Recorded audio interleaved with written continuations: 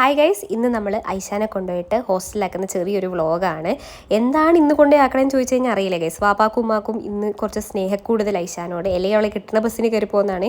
ഒരുങ്ങി റെഡി ഇറങ്ങിയപ്പോഴത്തേക്ക് സൈനത്താത്തതേ കടല കഴിച്ചുകൊണ്ടിരിക്കുന്നത്. ആദ്യം ഇത് വീട്ടിൽ കൊണ്ടുവന്ന സമയത്ത് ആർക്കും വേണ്ടായിരുന്നു.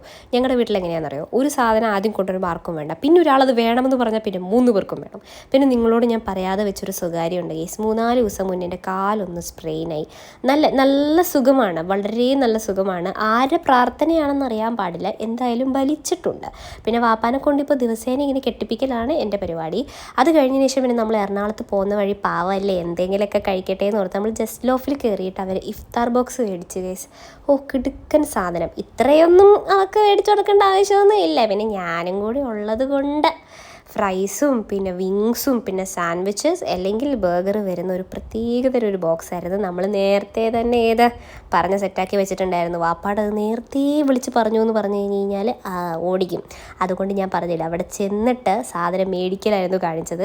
പക്ഷെ നിങ്ങൾക്കും ഈ ബോക്സ് വേണമെന്നുണ്ടെങ്കിൽ എന്നെപ്പോലെ തന്നെ ബുദ്ധിപരമായി പ്രീ ഓർഡർ ചെയ്തിട്ട് മിണ്ടാതിരുന്നാൽ മതി. എന്നിട്ട് അവിടെ കടയിലോട്ട് കയറി ചെന്ന് കഴിഞ്ഞാൽ അവർ നമുക്ക് എടുത്ത് തരും. പിന്നെ സൈഷത്താത്താക്ക് നമ്മൾ കുറച്ച് പൊതിഞ്ഞ് കൊടുത്തു വിട്ടു കേട്ടോ. പാവമല്ലേ, കുറച്ച് കഴിച്ചോട്ടെ, അത്താഴമായിട്ടൊക്കെ കഴിച്ചോട്ടെ എന്ന് ഓർത്തിട്ട് നമ്മൾ കൊടുത്തു വിട്ടു. എൻ്റെ ആക്രാന്തം പിടിച്ച ബാക്കി ക്ലിപ്പുകളൊന്നും നമുക്ക് ഇൻക്ലൂഡ് ചെയ്യാനായിട്ടുള്ള സമയം യൂട്യൂബ് ചേട്ടൻ നമുക്ക് അനുവദിച്ചില്ലാത്തതുകൊണ്ട് ചേർക്കുന്നില്ല.